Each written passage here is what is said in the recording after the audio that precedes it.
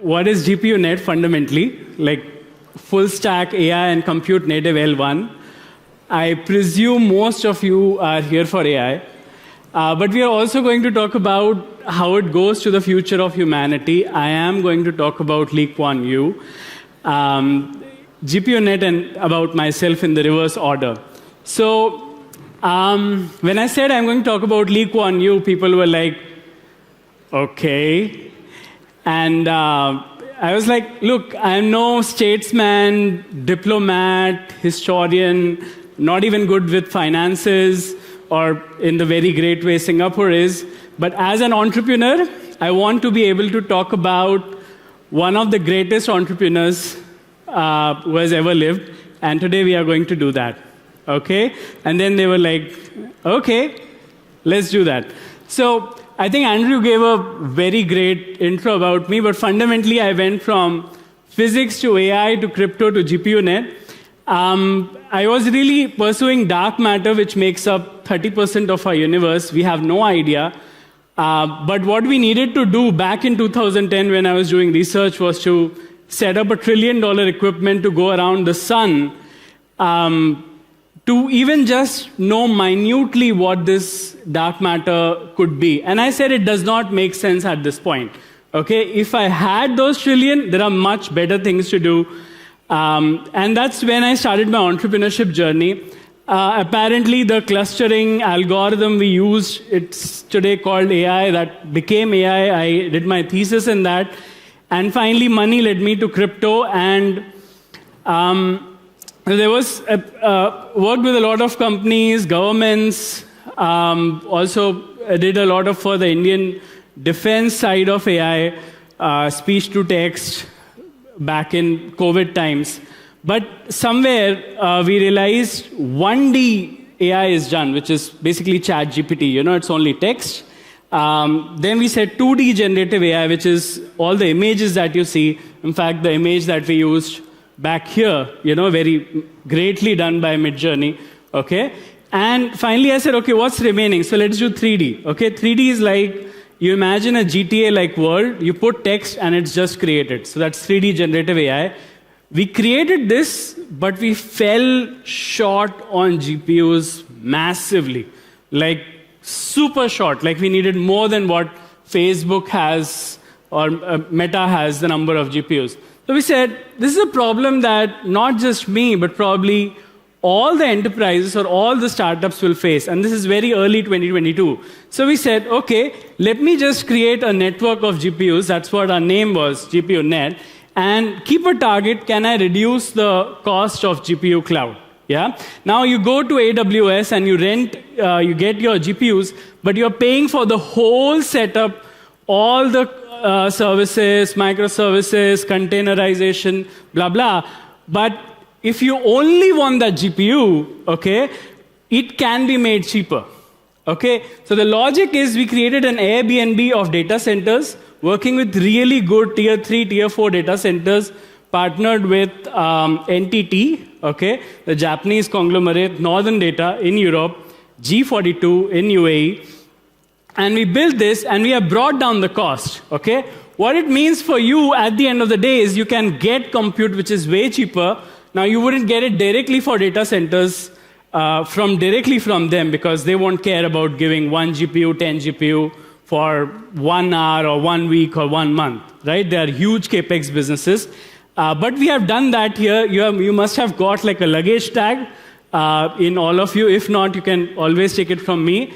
We have given some free compute that you can go and actually try it out. So let's move on to the big part. Okay, that's about GPUNet, but this is the part that really brings me here.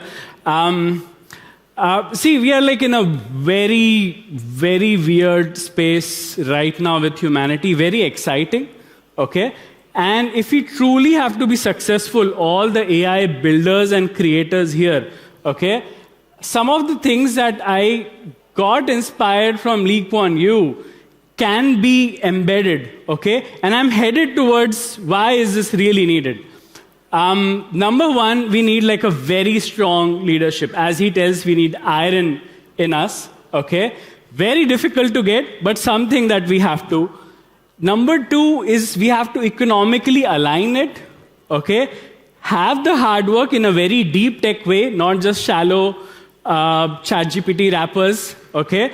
The deeper we go, the more rewards we get, and make the mission bigger than the money, okay?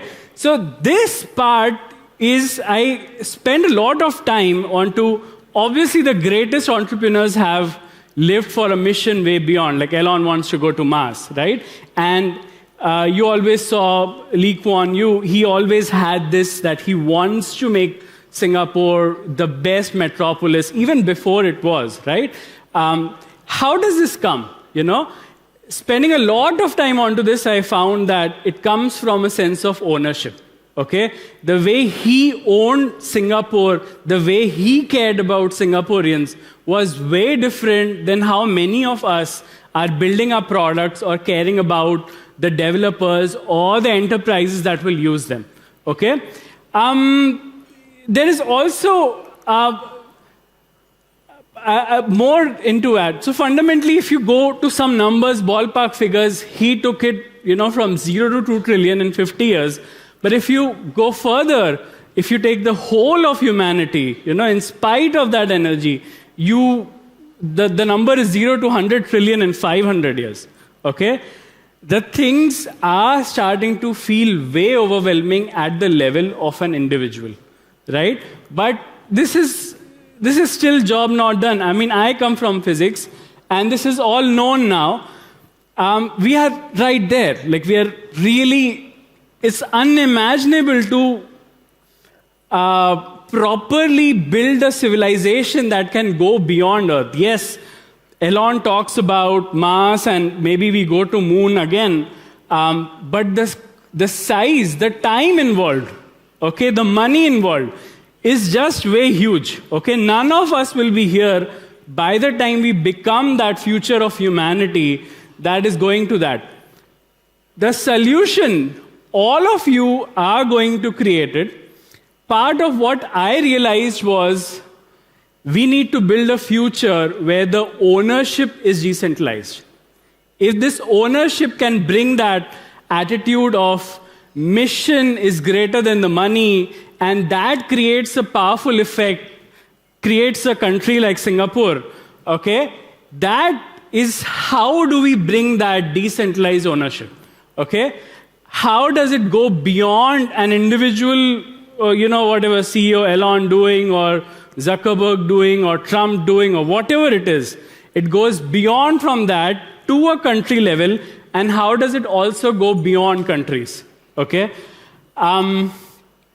One solution towards that is with the blockchain, okay? Fundamentally, in GPUNet and in any blockchain, the backend system is shared, okay? Whatever at the end of the day, you do your job, okay, I see, I give you salary, or okay, you did that job, I give you, you don't do, I block you off, or I sanction your money, or I stop your business. In a blockchain, it's all shared. Okay, so the ownership of the action is on the distributed ledger. That's fundamentally it. And the money, okay, which is the economically aligned part, that is also shared towards this in us. So we have a token, dollar GPU, but we have not kept any team tokens for us. Okay, this marks a very, very big difference. In the same way, even Bitcoin did not have any team tokens, or nowadays you'll see a lot of 99% bullshit projects. There's like foundation tokens, marketing tokens, advisory tokens, this, that. Many ways to kind of not do great things. Okay, so that is one powerful way where we want to contribute. Cue to hit the video. There's way more into GPUNet.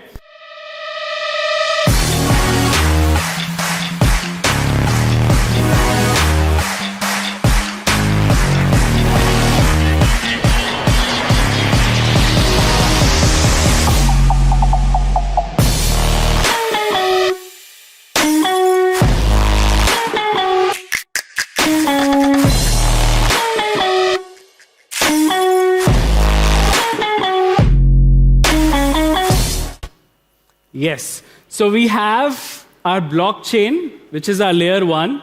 Then we have the compute, which sits on top. And then we have the applications, which are called subnets. And how we have designed is that if all of us, whatever we are creating, could be AI for healthcare, AI for fintech, AI for governments, or it could be AI for the moon, the real economy to come on the moon, is you can create it as an application there. You can use this underlying compute network, okay? You can also be a contributor. If you are a big data center, you can contribute the compute as well, okay? And then these joint network of people become this owners of the economy, of the platform, of the tokens, and of the action. This thing is proven to a high extent where projects like Ethereum and Solana have done really good in terms of network effects. My only goal for all of us would be to, every day, we have 100 things in our life to do, but every day spare out some time into figuring out a solution as to how can we all be one, or how can we all be economically aligned towards one direction, okay? And this is like the most powerful thing that can make us achieve our company goals, whatever users or revenue we want to target, valuation or success. And this is also the future of humanity.